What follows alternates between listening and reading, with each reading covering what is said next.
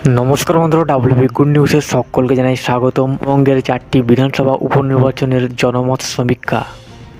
4টি বিধানসভা কেন্দ্র রানাঘাট দক্ষিণ, মানিকতলা, বাগদা এবং রায়গঞ্জ। 4 বিধানসভা উপনির্বাচনে কার জয়, অর্থাৎ কার পাল্লা ভারী, দেখব রানাঘাট বিধানসভা কেন্দ্র। রানাঘাট দক্ষিণ বিধানসভা কেন্দ্রে মুকুটমণি অধিকারী তৃণমূল কংগ্রেসের হয়ে প্রতিদ্বন্দ্বিতা করছেন এবং মনোজ কুমার বিশ্বাস বিজেপি প্রার্থী এবং অরবিন্দ বিশ্বাস অর্থাৎ সিপিআইএম প্রার্থী।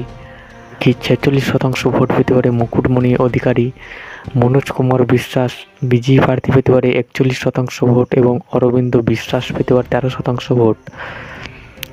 এগিয়ে থাকতে পারে মুকুটমণি অধিকারী, অর্থাৎ জয়লাভ করতে পারে মুকুটমণি অর্থাৎ তৃণমূল কংগ্রেস প্রার্থী। তো অবশ্যই আপনারা জানাবেন যে এই বিধানসভা আসনটি কোন দল জয়লাভ করতে পারে। পরবর্তী বিধানসভা কেন্দ্র রায়গঞ্জ।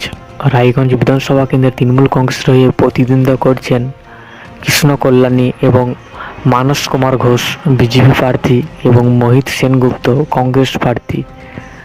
রায়গঞ্জ বিধানসভা নির্বাচনের উপনির্বাচনের ফলাফল কেমন হতে পারে? কৃষ্ণ কল্যাণী তৃণমূল কংগ্রেস প্রার্থী পেতে পারে 46% ভোট, মানস কুমার ঘোষ বিজেপি প্রার্থী পেতে পারে 48% ভোট এবং মোহিত সেনগুপ্ত কংগ্রেস প্রার্থী পেতে পারে 6% ভোট। জয়লাভ করতে পারে অর্থাৎ রায়গঞ্জ বিধানসভা কেন্দ্রে মানস কুমার ঘোষ বিজেপি প্রার্থী। তো অবশ্যই আপনারা কমেন্টে রায় জানাবেন এই বিধানসভা আসনটি কোন দল জয়লাভ করতে চলেছে। পরবর্তী বিধানসভা কেন্দ্র বাগদা বিধানসভা কেন্দ্র।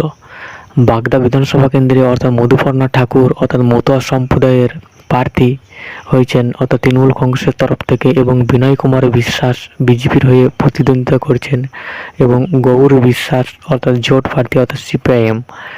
বাগদা বিধানসভা নির্বাচনে মতুয়াদের একটি যথেষ্ট ভূমিকা রয়েছে।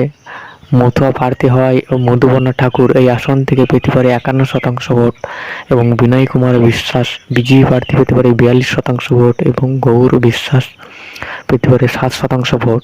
অর্থাৎ মতুয়ারা এবার সমর্থন করতে পারে মধুপর্ণা ঠাকুরকে, অর্থাৎ 51% ভোট পেয়ে জয়যুক্ত হতে পারে তৃণমূল কংগ্রেস প্রার্থী মধুপর্ণা ঠাকুর। তো অবশ্যই আপনারা ভিডিওর কমেন্টে রায় জানাবেন এই বিধানসভা আসনটি কোন দল জয়লাভ করতে পারে। বিধানসভা কেন্দ্র মানিকতলা। তো মানিকতলা বিধানসভা কেন্দ্রে উপনির্বাচনের ফলাফলটি কেমন হতে পারে আমরা যদি দেখি। সুপ্রীতি পাণ্ডে অর্থাৎ তৃণমূল কংগ্রেস প্রার্থী, কল্যাণ চবে বিজেপি প্রার্থী এবং রাজীব মজুমদার জোট প্রার্থী অর্থাৎ সিপিআইএম। মানিকতলা বিধানসভা উপনির্বাচনে সাধন পাণ্ডের স্ত্রী অর্থাৎ সুপ্রীতি পাণ্ডে পেতে পারে 46% ভোট, কল্যাণ চবে অর্থাৎ বিজেপি প্রার্থী পেতে পারে 40% ভোট, রাজীব মজুমদার পেতে পারে 14% ভোট। অর্থাৎ মানিকতলা উপনির্বাচনের ফলাফলে জয়লাভ করতে পারে সুপ্রীতি পাণ্ডে অর্থাৎ প্রয়াত মন্ত্রী সাধন পাণ্ডের স্ত্রী এবং পরাজিত হতে পারে কল্যাণ চবে এবং রাজীব মজুমদার। তো এই বিধানসভা আসনটি কোন দল জয়লাভ করতে পারে অবশ্যই আপনারা ভিডিওর কমেন্টে রায় জানাবেন।